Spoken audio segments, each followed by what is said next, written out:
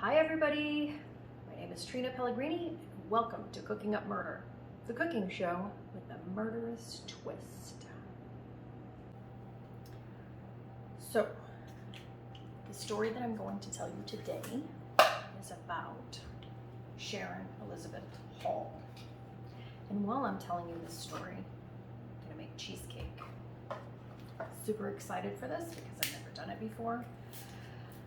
I already went ahead and made the crust, which I just took a bunch of chocolate biscotti cookies and did them this way. I'm gonna put this in the freezer.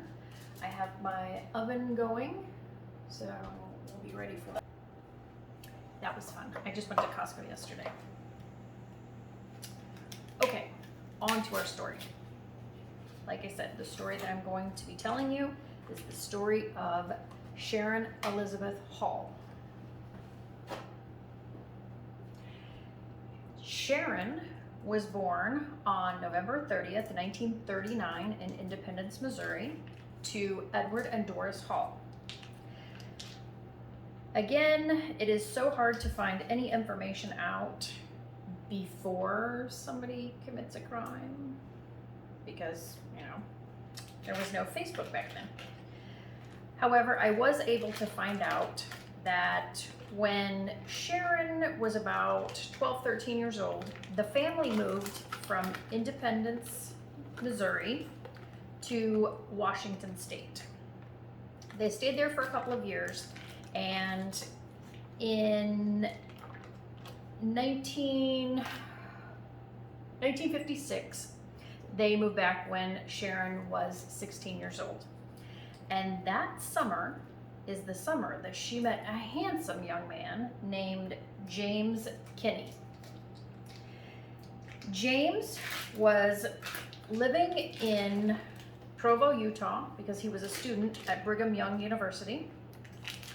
However, his parents lived in Independence, Missouri, so he went back for the summer to visit them. They meet at this church function, and she's in love. She's just like, oh, this is it. This is my man. And again, this is, the 50s, but still, they started dating and having a sexual relationship. However, James has to go back to Brigham Young University. He can't stay, so Sharon wanted to get out of Missouri. Guess where I'm from? Missouri. Anyway, Sharon wanted to get out of Missouri, and she really wanted a lifestyle that was lavish. She thought that she deserved everything in the world. So she sees James as her ticket out. Now, she's 16 years old. James is 22. She writes James at school and says, James, I'm pregnant. James, being an honorable guy, puts in for a hold of his studies, goes back to Missouri, Independence, and marries her on October 18th, 1956. He marries her. Now, since he is a Mormon, he wants her to convert to being a Mormon, and she says okay. And so that wedding was super small, just a quickie because she's pregnant. But once she completed her studies to convert to Mormonism, they went to Provo, Utah, and they had a big formal wedding in that church there. Now, interesting thing. On the marriage license that they applied for, Sharon said that she was 18 years old. She was not, she was 16. And she also said that she was a widow, that she had gotten married when she lived in Washington State, but that her husband had died in a car accident. Liar. She would have been like 14 years old. She was not married. And then later, when confronted with this after her crimes, she wouldn't even talk about it. Of course not, because you didn't do it, girl. I digress. So they get married, and surprise, guess who's not pregnant? She had a miscarriage. So they're married, and they go back to Provo, Utah, so that James can continue his studies.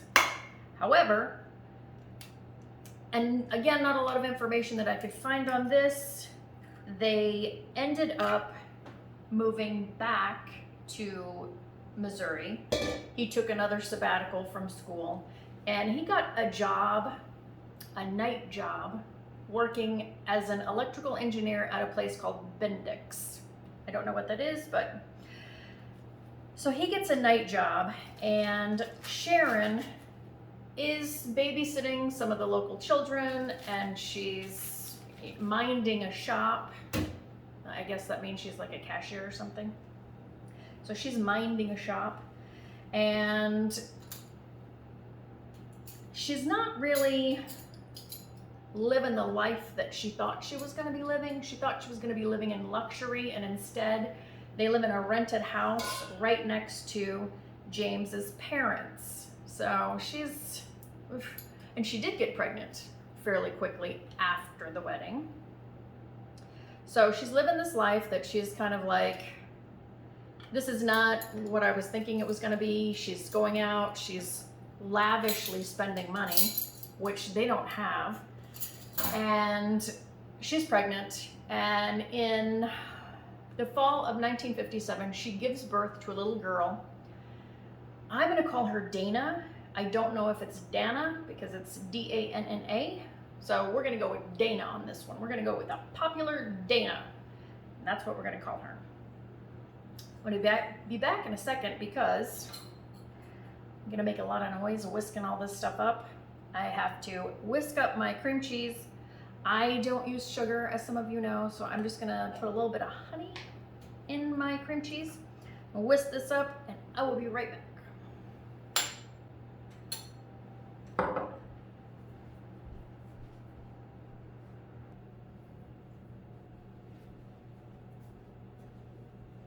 Okay, we're back. It's all mixed together.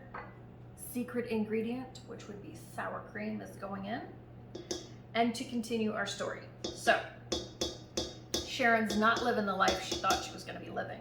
She thought she was going to be, high luxury and be able to spend whatever she wanted. James is telling her, no, stop doing that. We can't afford for you to spend this way. Remember, she watches children and minds a store every once in a while. So now that she can't go shopping, what does she do? She starts seeing other men. So she reaches out to this old high school friend that she had by the name of John Boldes, and she starts seeing him. In the meantime, she gets pregnant again and has a little boy named Troy. They didn't give his date of birth, so I can't tell you when he was born. So James now, he's very unhappy. And on March 18th, 1960, he goes next door and he talks to his parents and he tells them how desperately unhappy he is and that he wants to get a divorce. And they were like, James, no, you know that we don't believe in that, and we really want you to go back over and work it out with her. And he said, I've already spoken to her about it, and if I give her $2,000, the house, and Dana, there was no mention of Troy, even though he was born, so I don't know, was Troy gonna stay with Dad? Where was Troy? Poor little Troy. Where is Troy? So we're gonna assume that he was staying with Dad. That she would give him a divorce.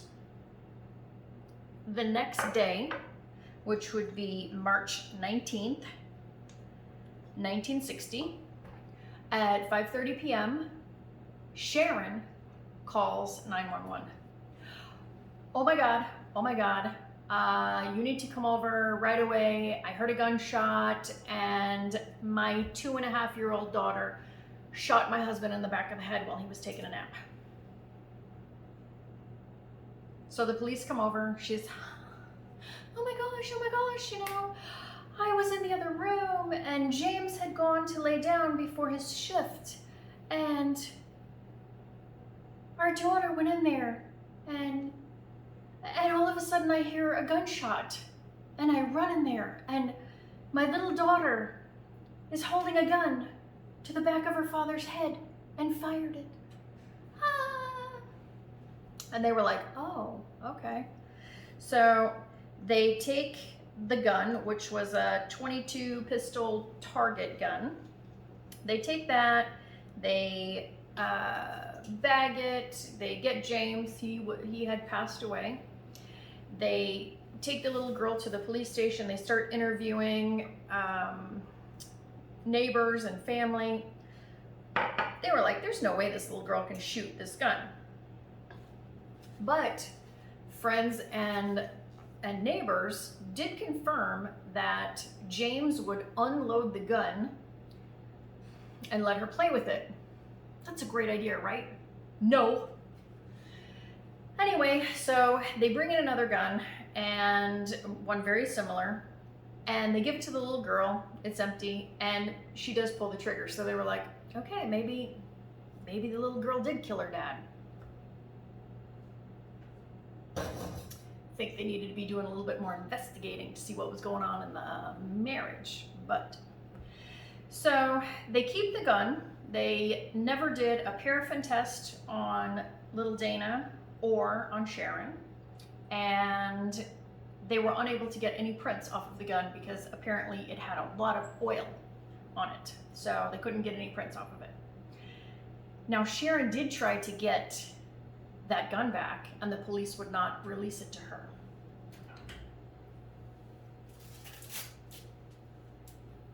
So what does Sharon do? She goes and asks a male friend, hey, can you go buy me a .22 caliber pistol? So he does, and then he tells her, okay, you know, I bought this .22 pistol gun for you and I put it in your name. No, not in my name. Put it in anybody else's name, but not in mine. So she made him go and re-register it.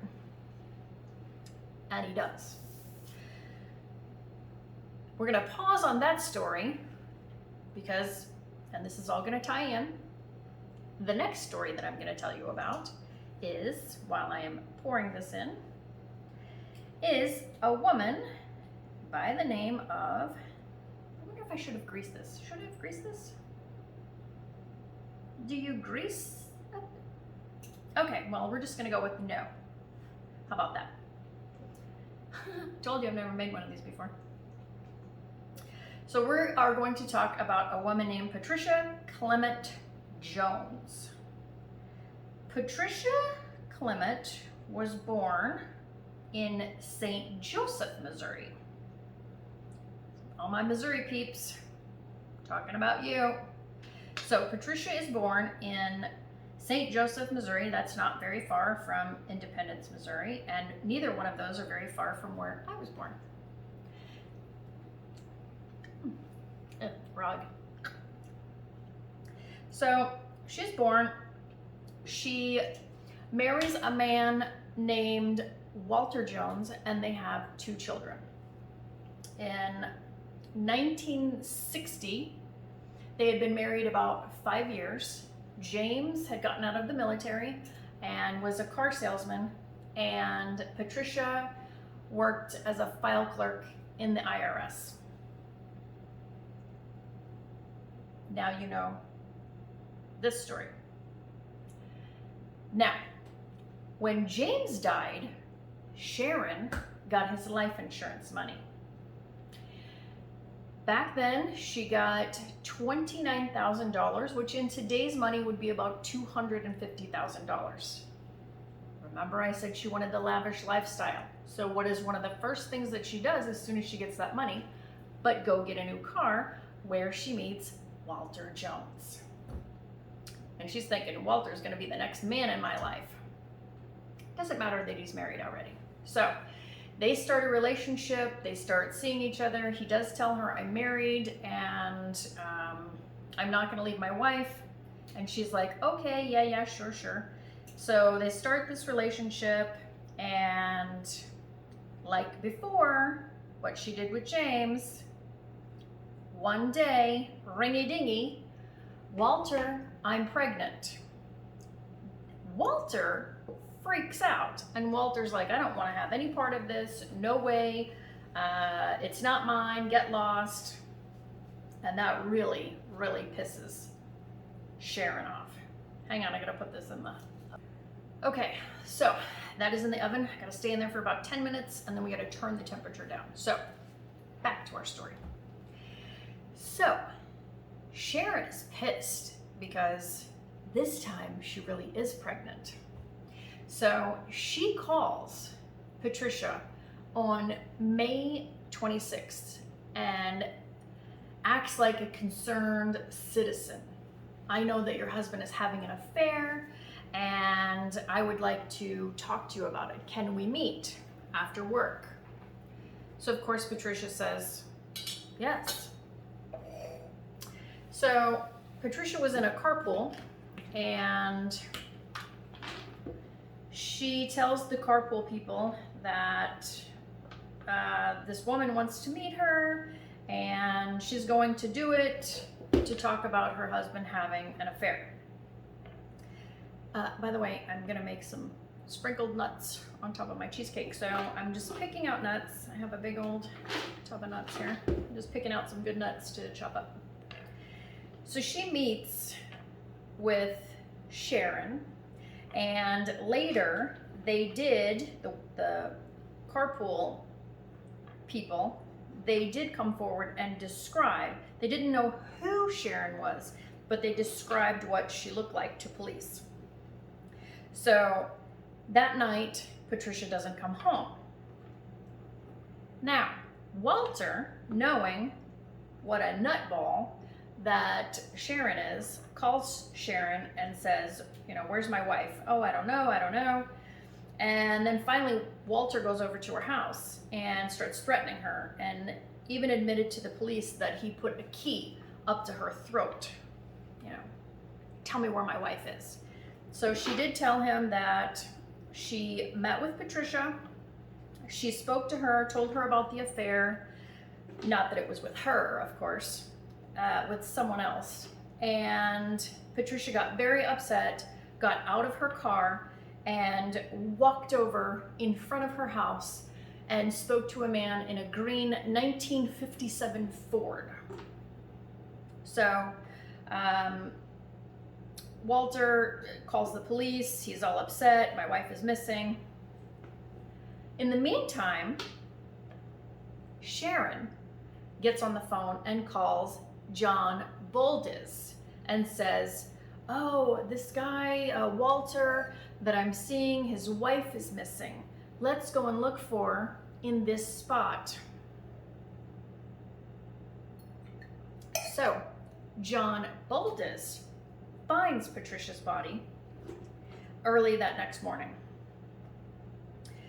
So the police haul everybody in.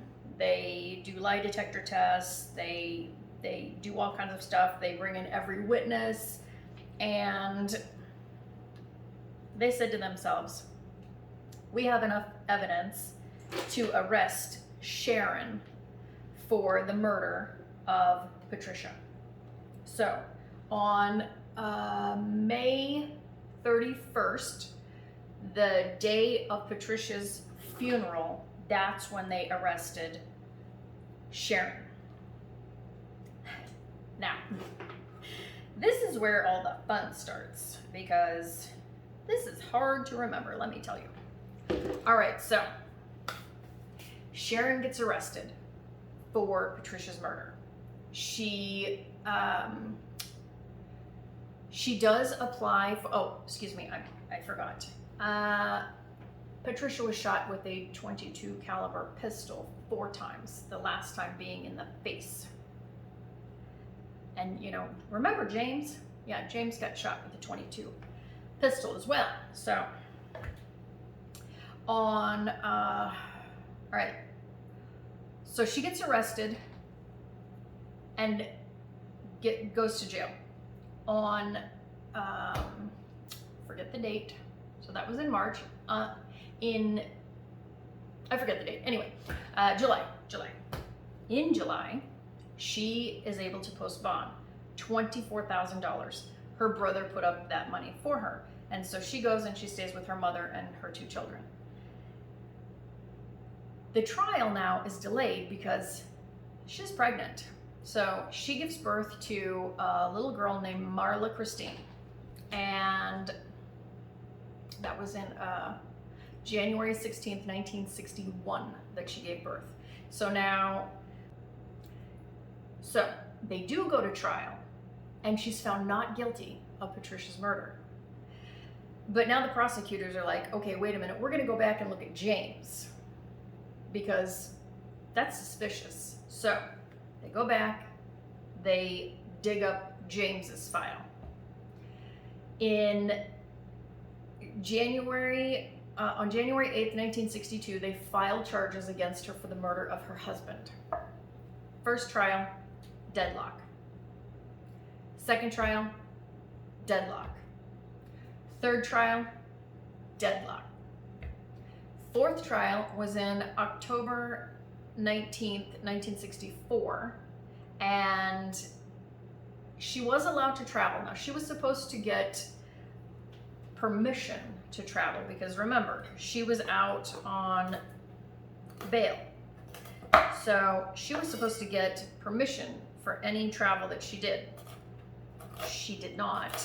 And she was seeing a guy at that time. His name was Francis Pugliese, something like that. So she's seeing him and they decide to go down to Mexico. They cross the border. They go and check into a hotel as husband and wife. It's not really clear if they were down there to run or what they were doing. There were some thoughts that maybe she went down there to get some medicine or drugs. They really weren't too sure why she went down there. And one night she is alone by herself because Francis was out getting some money. I don't know where you get money, but anyway, so she goes to a bar by herself. That was on September 18th, 1964. She goes to this bar where she meets a guy named Francisco Ordonez. And supposedly she went back to his hotel room with him to look at some photographs that he wanted to show her. Unfortunately for Francisco, she ended up killing him. She whipped out a gun and shot him, and when the Mexican police arrived, because there was a hotel employee that heard the gunfire and came running, I think his name was Emil, and he comes running and she wounded him. She shot him too, but she only wounded him, but she killed Francisco. And the police arrested her. You do not want to be arrested by the Mexican police, let me tell you. So she's arrested now, and they take her to jail. And she says that he was trying to rape her, and she was just defending herself. Now, they found in her possession several other guns and a whole bunch of ammunition. So, you know, you cannot have a gun in Mexico. You can't even have a knife in Mexico. So they're like, yeah, you're going down, girl. Now, the police go over to the hotel that she's staying at, and they find Francis. They arrest Francis because they found a couple of more guns and a whole bunch more ammunition. So they do ballistics on all the guns. And guess what? One of the guns matched the bullets from Patricia's murder. But they can't go back, it's double jeopardy, so she got away with Patricia's murder, sadly. Now, they put them in jail, and they have charged, they charged Frances with entering the country illegally and carrying a firearm. So eventually Frances they would drop all charges against him and deport him out of the country. They kept him there for a while, but they sent him back. They didn't want to keep him there. And Patricia, however, she got an attorney, and the attorney filed a writ of habeas corpus saying that Mexico was denying Sharon her constitutional rights because she was only acting in self-defense. That didn't work either. So on October 18th, 1965, she was convicted of Francisco's murder, and she got 10 years in jail. So she goes back, she has her attorney file appeals, and so she goes up for appeal in front of a 3-judge court, and they said, you know what? We're not going to overturn that conviction. In fact, we think that the sentence that you got was too lenient.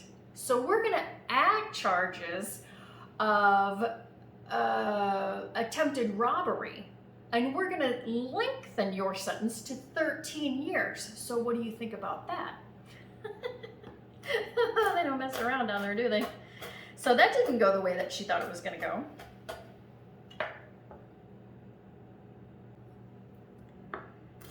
In the Mexican prison, Sharon was known as